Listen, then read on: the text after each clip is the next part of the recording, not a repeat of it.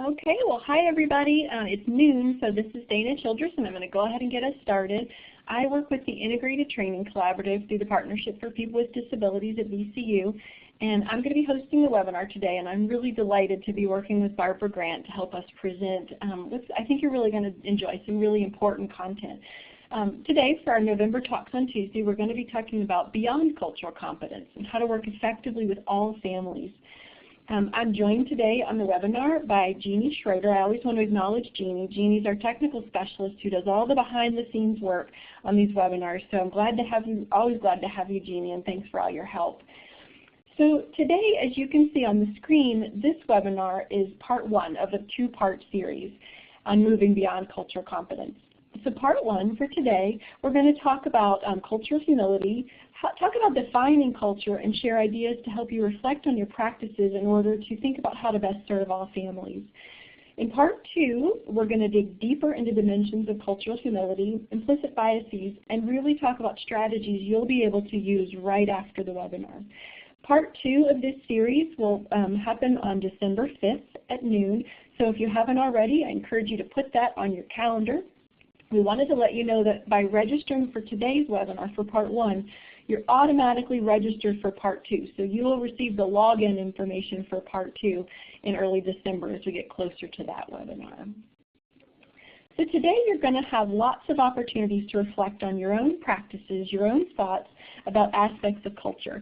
And so we really invite you to do that as we're moving through today and take that time to think about not only what you think when you work with families, but what you think about your own culture and sort of culture as a whole.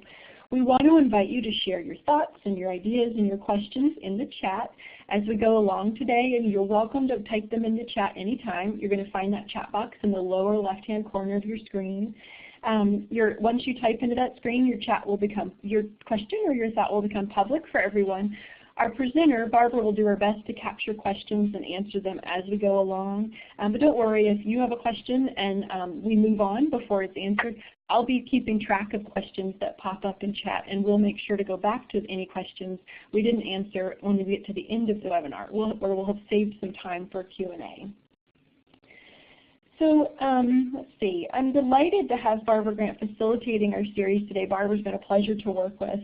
She presented a version of this content this summer at our Creating Connections to Shining Stars content, and I was so excited to see what she was presenting because we often hear from our audience members, you guys, that exploring issues related to culture is something you really want. So I think you're going to enjoy the presentation today. I want to thank Barbara for taking the time to share her expertise and her experience today. And I'm going to turn the webinar over to Barbara so she can introduce herself and just keep us going. So thanks, Barbara. You can take it from here. Great. Thanks so much, Dana. So again, thank you all for coming. I'm really excited to get to talk about this topic with all of you. We get a lot of questions about this, so I'm really excited and hopeful to really reach this larger audience. So a little bit, that's me. I'm Barbara Grant. So I currently work with Arlington County's Early Intervention Program, and I've worked there for about 6.5 years. I actually started here as an intern in grad school, moved on to a service coordinator position, and then since then have really worked a little bit of all different types of positions. I work as an educator, a vision specialist, and then currently my role mainly as a technical assistance team lead. So I've been doing a little bit of everything in early intervention. So just like Dana said, what we're going to talk about today in this part one is we're going to define what cultural competence means and what cultural humility means and how those are different.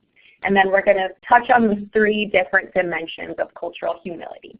So I hope to make this pretty interactive. So again, just like Dana said, please feel free to share your thoughts in the chat box. There'll be a couple of activities that we're doing, so I'm really looking forward to it. So I want to start off with why, right? Why are you guys listening to me talk? What makes me that interested in hearing about cultural competence and cultural humility? So we're going to go ahead and start with a little story of a family. So just go ahead and listen for a moment. And as I'm telling this story, I want you to just reflect to yourself. And if you're with a group, maybe reflect with the group I'll ask in a second for you to share some of your thoughts, but here at first, just go ahead and think about some of these things that I'm asking. So this family, they are from Mexico. The young mom, she's a teenager. She's about 16, 17 when she has her baby. And dad, also in Mexico, is about 9 years older. So right there, I just want you to imagine that you're first hearing about this family. What kind of thoughts are you thinking about that age gap? What might that imply for their future?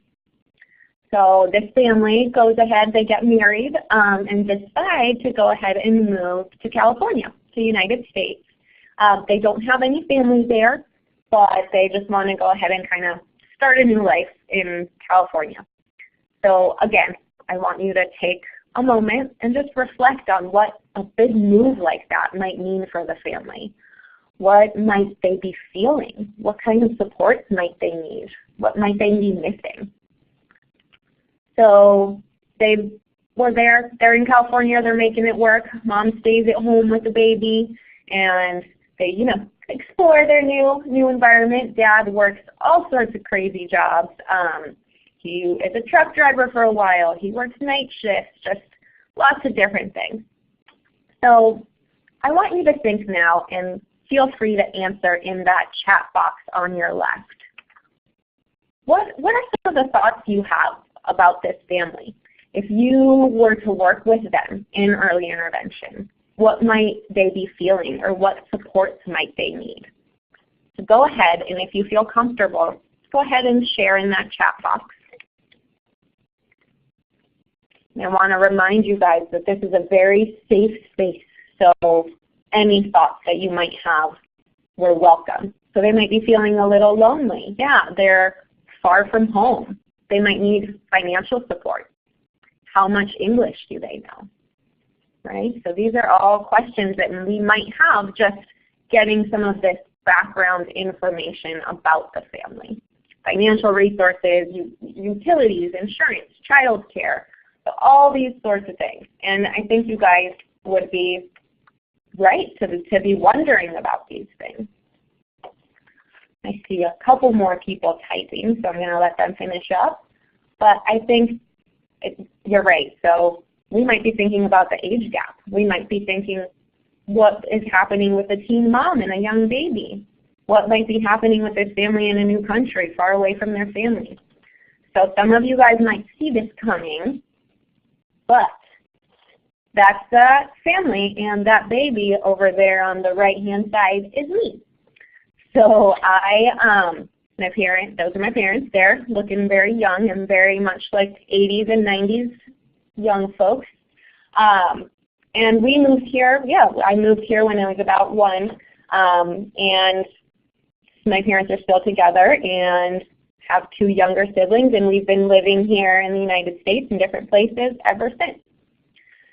So I want you to go ahead and think about that for a second. So that's why this topic is extremely important to me, because a lot of times people hear my backstory and they make a lot of assumptions about what kind of supports or resources or information that this family we might have needed when we were young, when we were first in this country.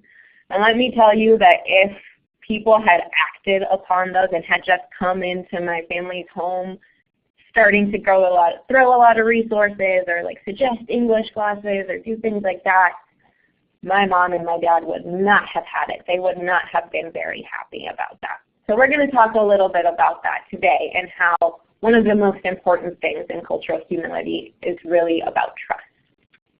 So I'm going to have you guys use that chat box again and tell me right now, how do you make sure that we're giving all of our families equal opportunities to build competence? So what are you doing right now? Again, I'm going to give you a second to think about that, and go ahead and share your thoughts in that chat box on the left.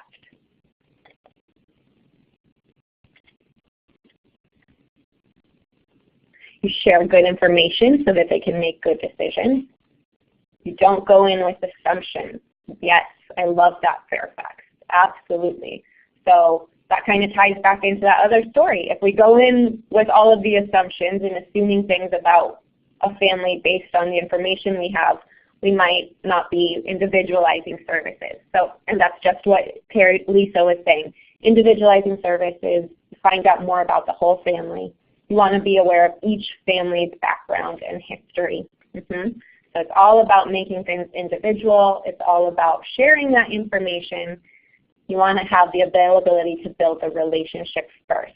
That's a great response, Ellen. Thank you so much. I think that's really what it comes down to, right? Relationship first. We know that children learn best in the context of relationships, so we want to be good models of that relationship. And listen to each family story. Everyone's different, absolutely. So what is cultural competence?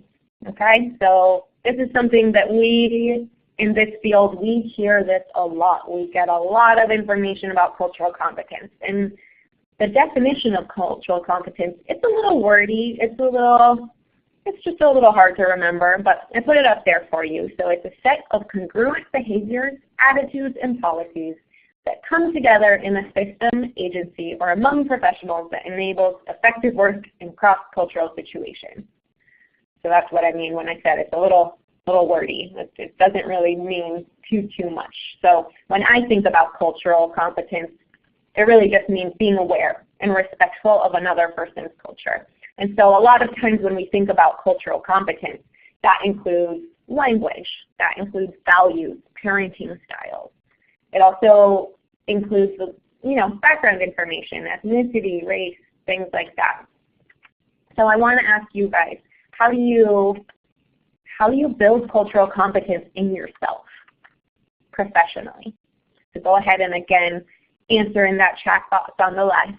How do you guys build this cultural competence in yourself? You take classes like this, absolutely. So we learn about it. I see some more people typing, so I'm going to give you guys a minute to talk about it. Travel around the world and immerse myself in the culture. I love that, Patty. I would love to do that all the time. I also think it's a really great way to learn about people's cultures. You think about it a lot. Yeah, we reflect all the time. We're very aware of our own culture, your own thoughts about other cultures. Ask questions. I love these answers because they're already coming from such an open place. Be more aware of the different cultures in the area we serve. Be sensitive to other cultures, listen to parents, and develop a relationship to better learn from an interpreter if available. That's a great idea too. So I have another question for you guys. What do you do when someone's cultural beliefs clash with what you know already? So if you are learning from an interpreter or a family, what happens when what they believe doesn't really match what you believe? So go ahead and again, take a moment to think about that. And if you feel comfortable, share that with us in the chat box. So I see ask for help, understanding. Absolutely. So we start from a place, again, of being open. Got to put away your judgment. Exactly. This is not about us, right? Depending on the disconnect, you accept it, broaden your horizons, and try to work together. Not about us. Yep, Kathy, you're right. So yeah, the show is not about us, right? So we have to be open to learning and to asking questions. Try to be curious about that difference and set aside my judgments and work to understand more. Yeah, I love these answers. And this is not easy to do, right? It's easy to talk about and say that we're going to be open and put it aside, but it's hard. So I like that, Arlington. Slow myself down and give it time. Accept that parents and families have a final say. Absolutely. So if we're just fighting them, we're kind of fighting a losing battle. So we need to check ourselves, right? We're good at talking about these things, but we really need to constantly reflect on where we are with cultural competence. So I have very high expectations of all of you guys. So I want you to have this cultural competence and be just extremely competent on all of these topics. I want it to be something that's second nature to you all. So one of the ways that you can kind of reflect on that and check that is using checklists such as this one. So this checklist should have been sent out in your registration. It's also available in the Virginia Early Intervention Professional Development website or on the ASHA website. So it's basically a list of statements about different cultural aspects, and then you can go ahead and rate them based on how much you agree or disagree with them. So we're going to do a couple of them, and don't worry, we'll make them bigger because this slide is super tiny. So what I'm going to have you guys do is that we're going to use that pointer tool that Dana was talking about earlier. So to make your selection on all of these 3 questions, you're going to look to the left of the slide and find the vertical toolbar that is just outside of the box where you see your name. You're going to click in that second box from the top, which has a starburst or maybe like a check mark or something else in it. And then you're going to move your cursor over to the slide and click again to drop your pointer icon on the answer choice, 1 through 5, that fits your level of agreement or disagreement. So, and there's another link to the checklist. So this first statement that we're going to go ahead and talk about is, I do not impose my beliefs and value systems on my clients, their family members, or their friends. So go ahead and again use that chat box and just drop it where you agree. So I see a lot of 1s and 2s, which is great. So that means we're all agreeing that this seems like a pretty easy one to us here. It seems like we should definitely not be doing that. Great. So let's move on to the second one. I understand how culture can affect child rearing practices such as discipline. So once again, go ahead and use that pointer tool to make your selection.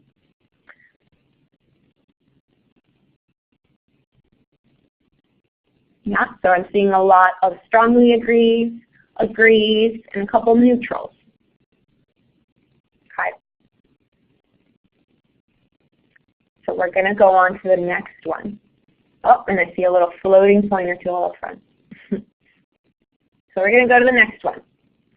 I understand my client's cultural norms may influence communication in many ways, including asking and responding to questions.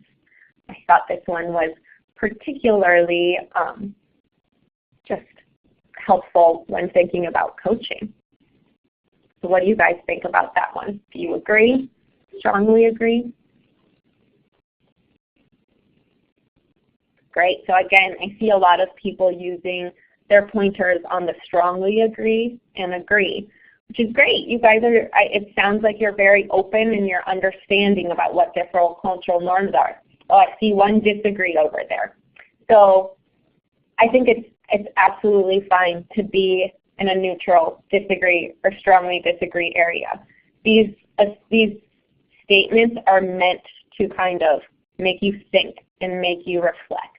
So what I am going to ask you is go ahead and take a look at that entire checklist. And if you do have any responses that are in that 3, 4, or 5 area, I want you to take a second look at them. I want you to think about them and reflect on what can you do to make your beliefs go closer to a 1 and 2. So ideally, in a perfect world, all of us would have 1s and 2s to all of these. But if you do have a 3 or 4 and 5, that just means that there's space for you to reflect more and learn more about why do you feel that way and how is that maybe affecting your work with clients. Okay, so it's a great tool. I highly recommend it. So basically, what I want us to do is go beyond what our idea of cultural competence is. I don't want us to just get stuck on the checklists and learning all about one culture and then saying, oh, well, I know everything about that country, so I'm culturally competent. That's not what this is about, right? So we need to go beyond that. We need to go to cultural humility. So this is a concept that's used in different fields. It's used a lot in social work, counseling, and in the medical field. How many of you have heard of this before? So I want you to go ahead and raise your hand to let me know if you have heard of it. So look to the left again, but this time look in the box with your name in it. below your name, you're going to see 4 small boxes. The third box to the right has a small hand in it. So go ahead and click this box to raise your hand if you've heard of cultural humility before. I'll give you guys a couple seconds. So I see there's some of us that have heard about it. And you know what, I wouldn't expect that many of us to have heard about it because it's not a concept that's used in the education field a lot. It's something that I think should be used in education, but we don't really hear about. So what is cultural humility? So I'm going to put another one of those long wordy definitions up here. So basically it's the ability to maintain an interpersonal stance that is other-oriented or open to the other in relation to aspects of cultural identities that are most important to the person.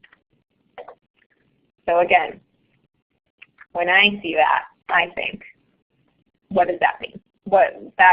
It sounds like a very academic answer, but how does that help us? What does that actually mean? So go ahead and think about it. I'll go back to the slide before and use that chat box to tell me what you think it means. What do you think cultural humility means? I'll give you guys a second to think about it and talk amongst your groups if you're with a group. And then if you feel comfortable, go ahead and share in your chat box what you think this idea of cultural humility means.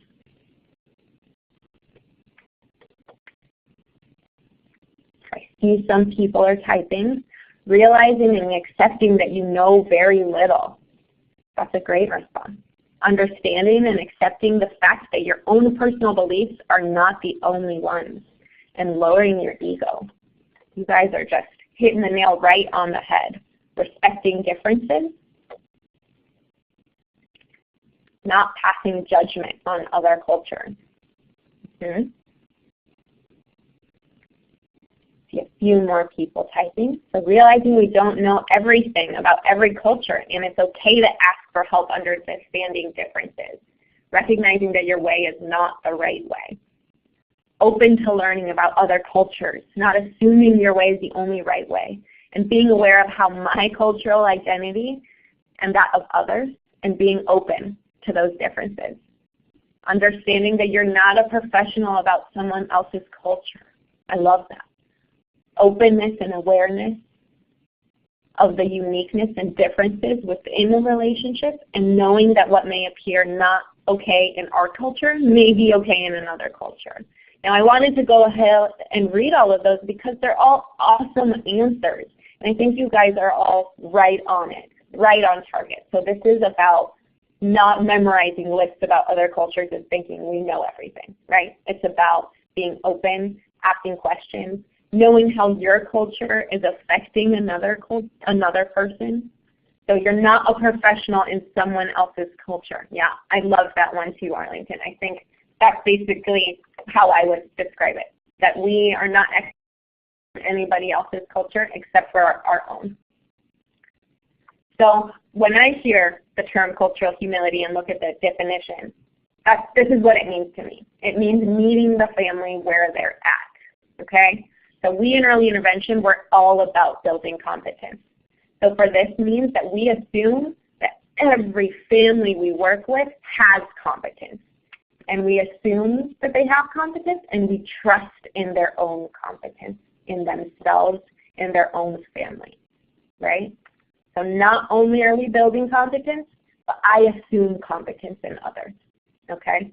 I'm not going to go into a place and bring my judgment about them in, okay? The other thing that this term of cultural humility makes me think of is treating everyone as if they have their own unique culture, okay? So again, don't bring in your own judgments about their culture based on what you see or what you might know based on an IFSP, okay? Cultural humility implies that it's impossible to be adequately knowledgeable about anyone's culture other than our own, okay? So think about it. Think about that story you heard at the beginning. What would have happened to your relationship with that family if you had brought in whatever assumptions that you had and acted upon them. Go ahead and think about that for a second, and go ahead and use that chat box again to answer. What would have happened to your relationship with the family from the beginning if you came in to work with them acting upon whatever assumptions or judgments you had? I see some people typing. They're not going to listen to you unless they feel heard or valued. Absolutely. Lose trust, botched rapport. Those do not seem like places that I want to start from, right? I don't want to start a relationship with someone thinking that I don't have trust or that the relationship is already broken. I see a couple more people typing. Mistrust. You show you're a you-know-what. Absolutely. So it's very unprofessional. You would offend parents. Relationship is off to a poor start. Would have been a relationship centered around my priorities for the family, which isn't a relationship at all. Yes, again, thank you guys so much for sharing. You're absolutely right. So if we had gone in and acted on it, it just wouldn't have been a good start, right? Okay, so let's talk a little bit more about this term, this idea of cultural humility. So there are three main parts, three dimensions of cultural humility. The first one, and I think you guys have really touched on this in your comments in the chat box, is that it's a lifelong process of self-reflection and self-critique. We never stop learning, right? So if we assume that everyone in the world has their own culture, how could we ever stop learning? How could we ever become an expert on every single person's culture? It just doesn't make sense, right? I would mean that I was not modest at all if I thought that I could just memorize everyone's culture and be an expert on everybody's identity, right? So it needs to be something that we're open to learning over our entire lifetime and that we're constantly reflecting and growing in. The other dimension of this is that it's about developing and nurturing mutually beneficial relationships. Okay, so we've talked about this too. It's all about the relationship between us and the people around us. But I want to push you a little more. It's not just about the relationship that you have between you and a family. It's also about all the other people that you and they have in their lives. So you need to have these beneficial relationships. You need to be culturally humble with everybody you come across. If a family is working with, let's say they work with Early Head Start, and they also work with the county, and they also have relationships with the medical community. If you have a bad relationship with them, with any one of those different entities, and are assuming things about their culture, you're again breaking a relationship. Okay? So this isn't just about what you do with families you work with, but it's also about all of the different people and all of the different agencies and entities that we come across. So the last dimension of cultural humility, and what I think is one of the hardest ones, is acknowledging power imbalances and inequity. Okay, so that's really big. That's really hard to do.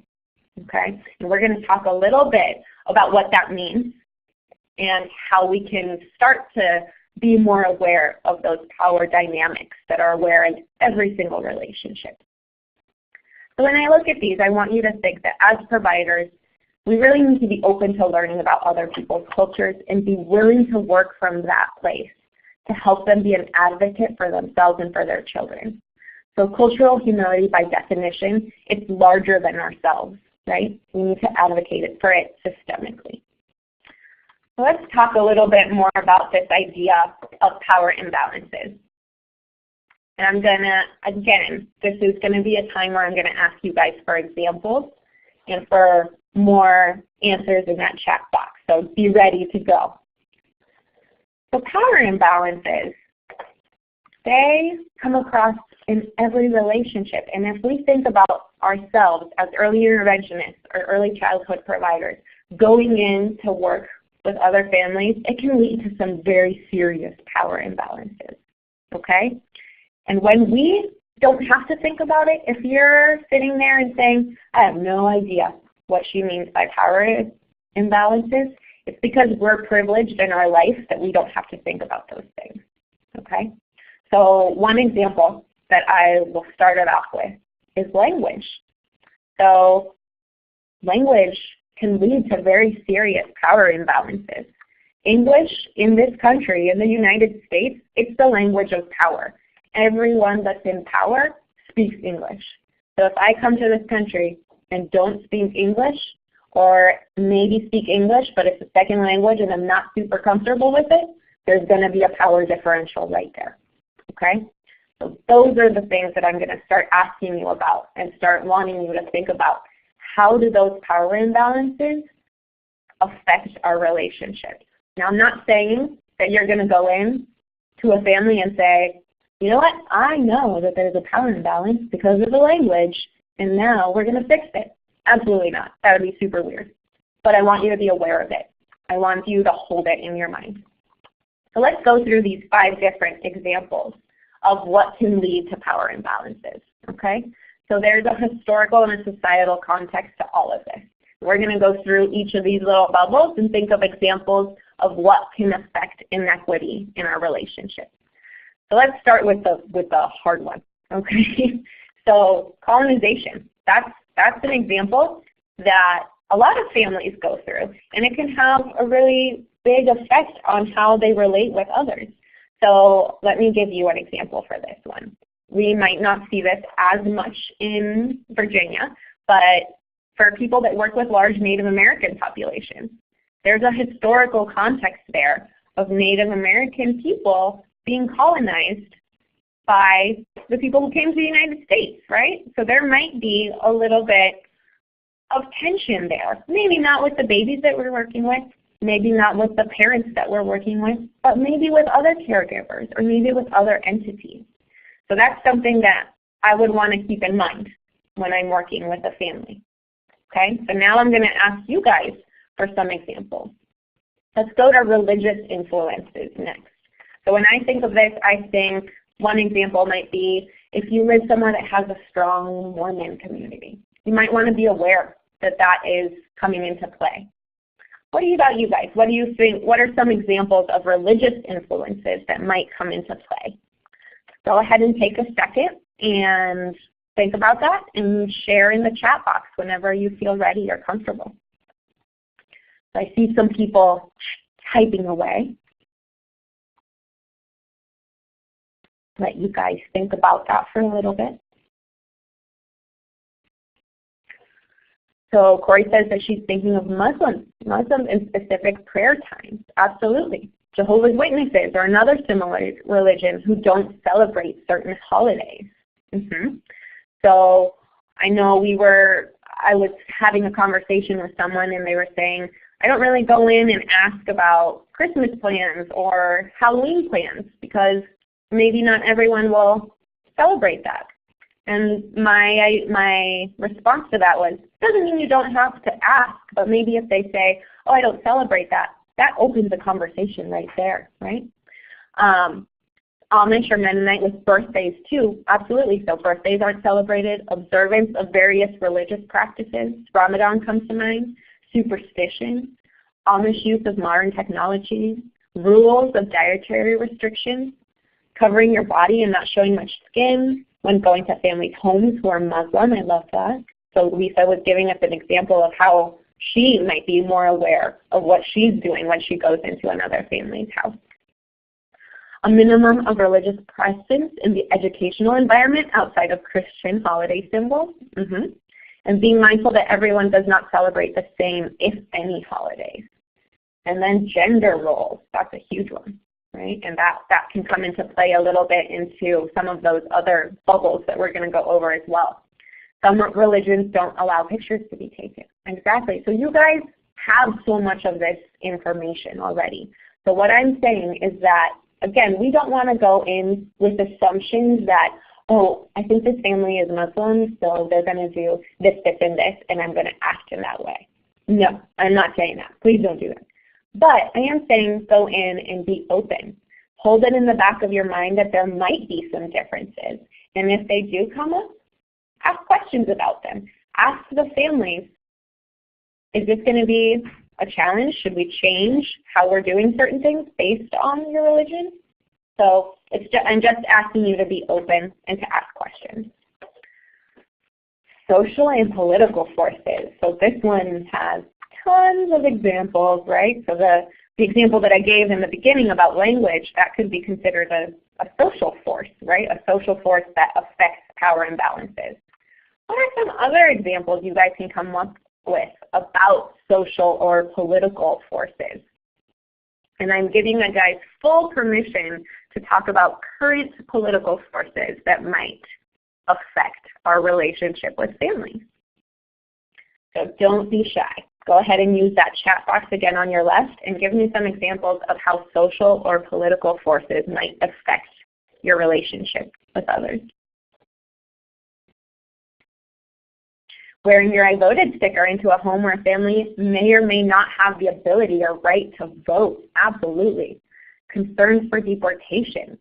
Political affiliation. Those are huge political forces that are going on that might be a little more relevant right now that a lot of our families might be dealing with. So Trump and immigration, exactly. We might need to just be more aware that there's some of those real fears going on with some of our families. Doesn't mean we're going to go and throw resources at their face because maybe they don't need them. We don't know, right? But we're going to hold it in our mind and we're going to be open and aware that that might be going on.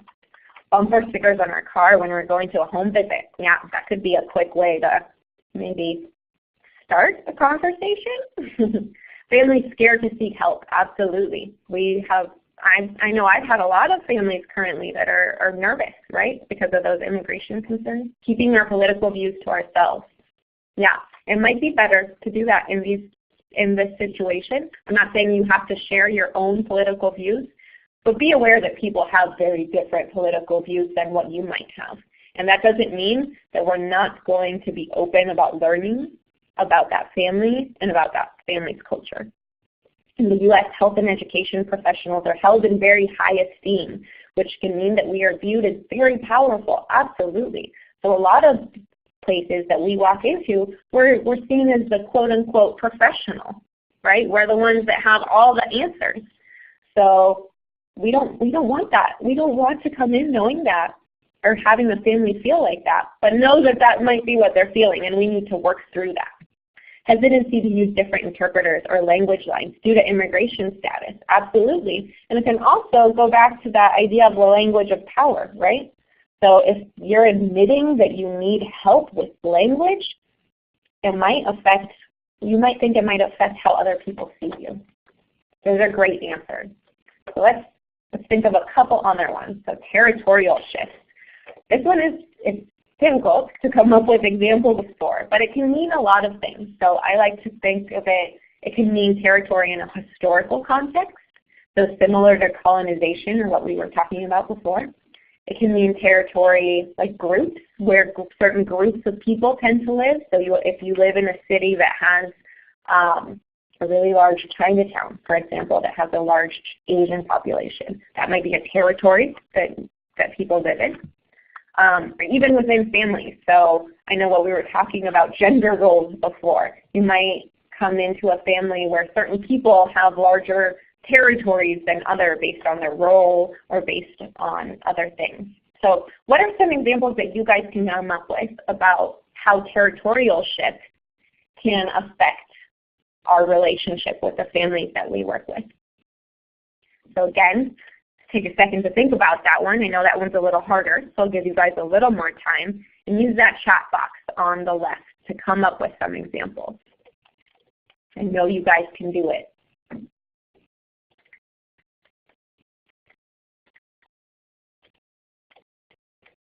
And you know what?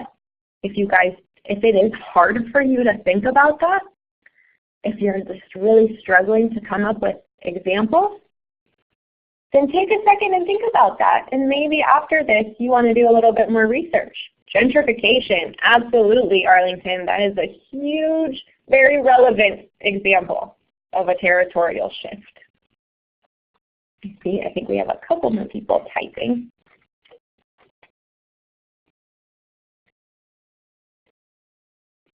So again, if any of these are challenging for you to think of, I invite you guys to do more research on it and maybe think about, again, that privilege that you have.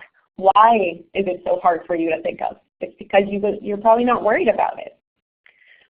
Like Lisa said, that it can be disrespectful to talk to the mom in a male-dominated culture when the male is the head of the household. Absolutely. So we need to, again, it doesn't mean that we're going to give up our own cultural beliefs, but we're going to be open and we're going to work through them and we're going to ask questions.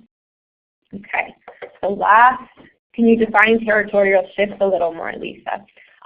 Yeah, so again, it can mean a variety of things. How I like to think about it is it can be a territorial shift in where people actually live. So if you had a group of people historically, in a historical context, that live, let's say in California, that used to be Mexico, and now it's the United States. So that's a big territorial shift, right? That's more of a historical viewpoint.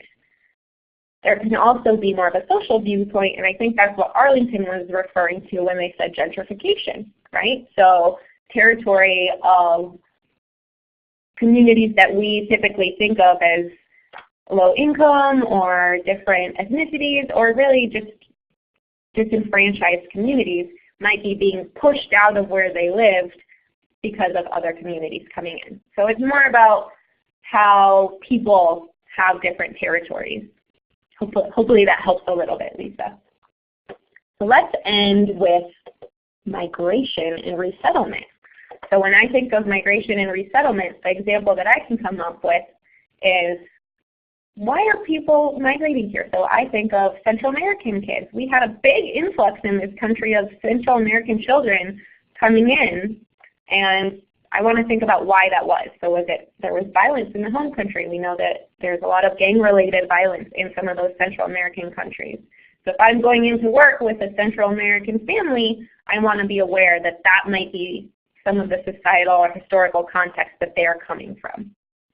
Can you guys think of any examples of migration or resettlement and how, maybe in families that you've worked with, and how that can affect the relationship or that power imbalance? So again, use that chat box on the left. I see some people typing.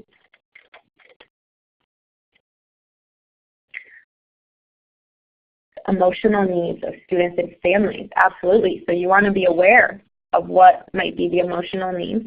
Many families come to our area for employment. That might be why they're resettling. So again, does that mean that we're going to, because we know that a family is migrating from a different country or a different area, that we're just going to come in with a list of resources and assume that they need connections to those places? No, we're not, right? But we're going to hold it in our minds. We're going to be open to asking questions. And I'm going to keep saying that because I really want to hammer it into your guys' heads. Refugees and their experience in their country. In refugee situations, it may be difficult for families to express any kind of disagreement regarding our sources or services because they may be afraid of losing those resources. Resettlement or migration due to civil unrest in the home country, absolutely. So those are all great examples. And thank you guys for coming up with all of these examples for all of the little bubbles here. I know it's hard. It's not easy, and it's not things that we typically think of. But this whole concept of cultural humility is hard, and I want to push you guys a little bit into thinking beyond what we think of what cultural competence is. So let's practice, okay?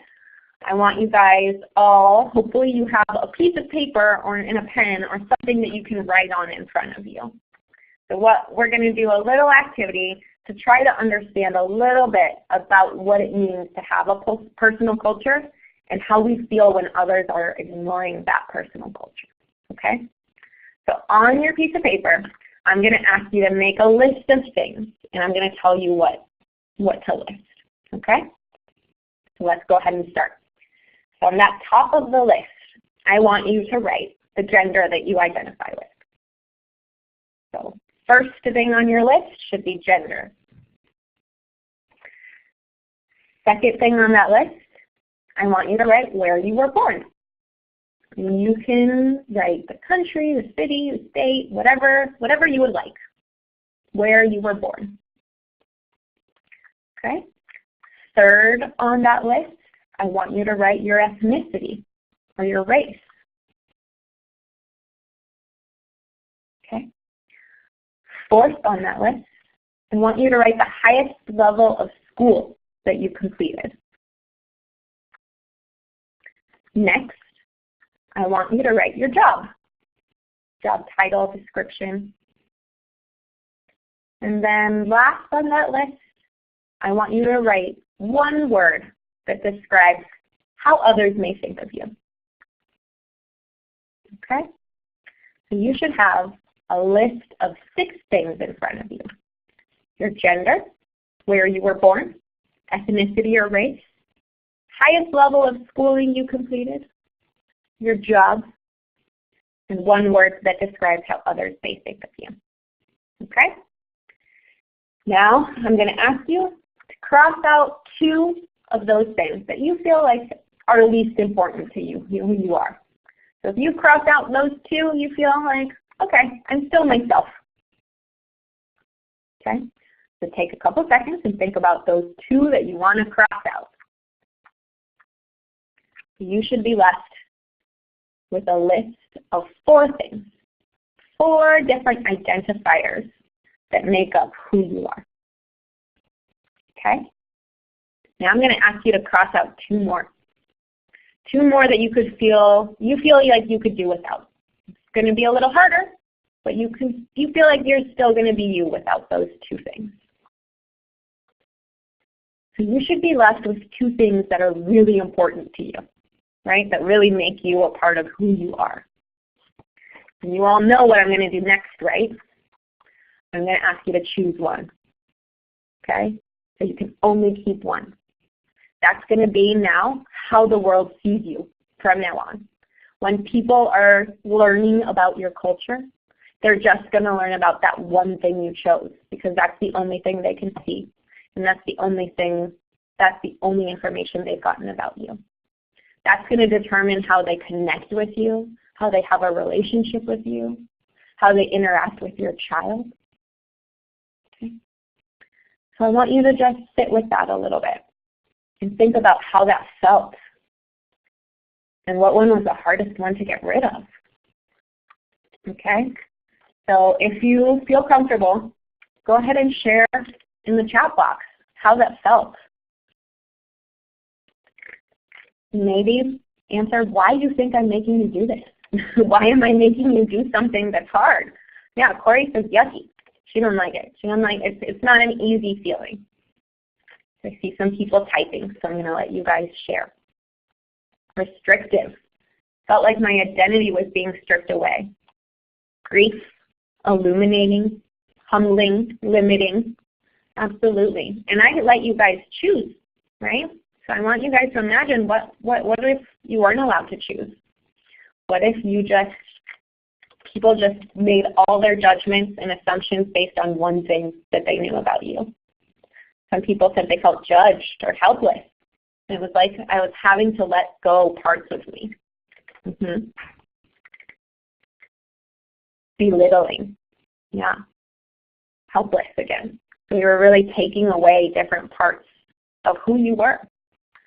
So that's what I want you guys to come away with, right? So when we come in with judgments of families and of people just based on the information that we might have from a pediatrician on a referral or what we see, we're really stripping them of their identity, about what makes them who they are.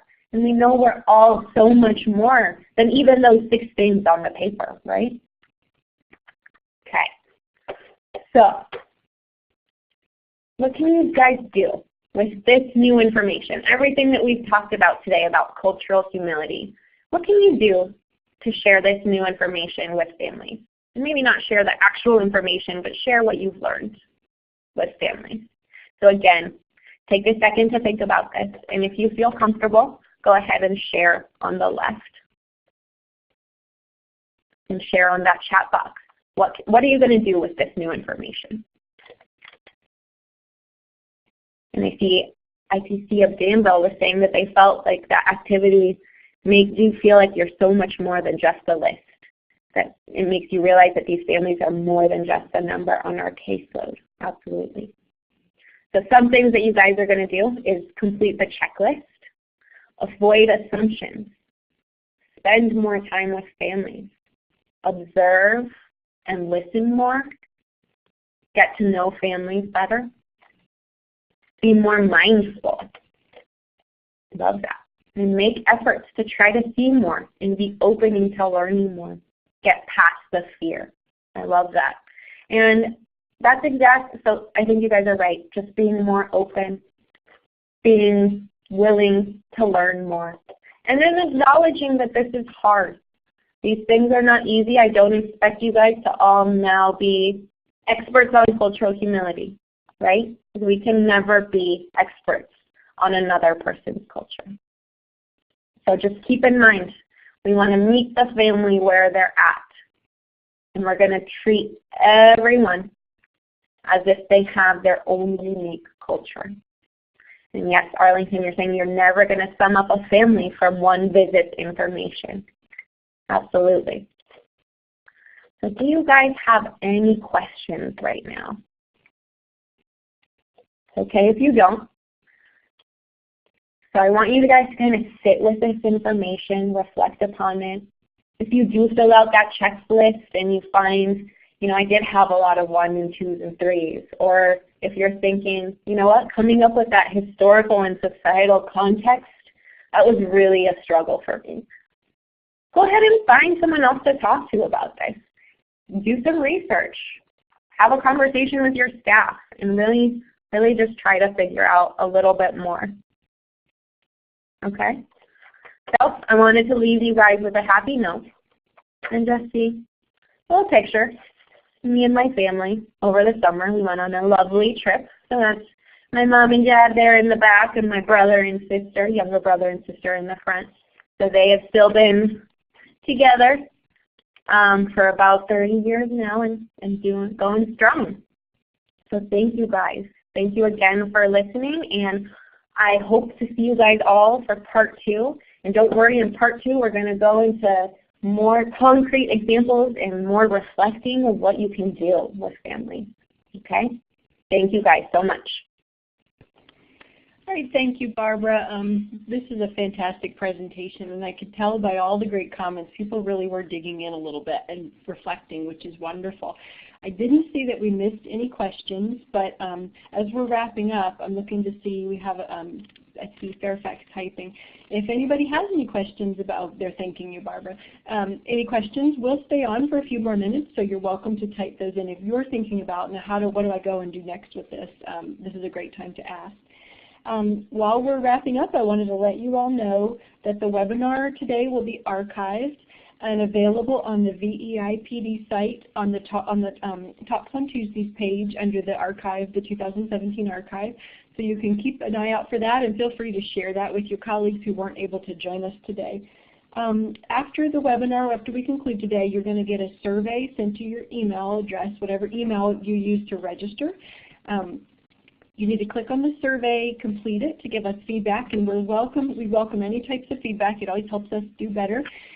After you complete the survey, then you'll get access to your certificate for participation. So if you're in a group, and I know I saw on here, it looks like we have several groups. If you're sitting in a group, just whoever receives that email, forward it to the members of your group so that whoever was sitting with you around the computer, around the screen to participate in the webinar can complete that survey and also receive the certificate. Again, I hope you will join us on December 5th at noon for part 2 of the webinar. Remember, if you registered today, you were automatically registered to receive the login information for December 5th. People are welcome to join us even if they didn't participate today. So, spread the word, let your colleagues know that they can catch up on the archived webinar and join us in December. And as we're wrapping up, I really want to thank you, Barbara, for sharing your story and sharing your expertise. You have such a nice way of walking through this information and making it very safe for people to think about their practices and how they apply to them. And like you said, some of what we do today is a little bit of hard stuff. But I think you could almost hear the gears turning as people are thinking about what to type in, especially on that historical and societal context. So thank you, Barbara. Let me double check and see if we have any more questions. I'm going to leave the line open for another minute, just in case anybody's typing in. You know, one thing, Barbara, that I've thought about before is so many different communities across Virginia, and culture presents itself in so many different ways. Like you kind of talked about today, it's not just racial or ethnicity. I mean, we have communities that have cultures of different, you know, things like mining communities or different groups depending on the factory or the, you know, the place of employment of a lot of people. And I think that's we often forget about that presents its own culture. In my area, and probably yours too, military, cluster of military families, that is certainly a culture unto it, you know, of its own that you have to learn to navigate if you're an early interventionist. Absolutely. Absolutely. I feel not especially, but in Northern Virginia, I feel like there are a lot of different families and have different ways of thinking, and might be military, or they might be really stringent, or, you know, we just have different ways of thinking about them, and I agree. It's nice to go ahead and be able to think about them in a different way and be open to them. Like you said, just because a family is a military family, or, you know, a community has lots of people that work in a certain, you know, area, doesn't necessarily mean that family is going to follow particular cultural norms. So I think one of your messages to be mindful but not making assumptions is really important. Yeah. All right, Barbara, well, I don't see any more questions, so I think I'm going to go ahead and wrap us up today. Again, I want to thank everybody for being on the webinar. Certainly thank Barbara for her time, and we hope we'll see you online in December. Everybody enjoy the rest of your day. Bye. Thanks, guys.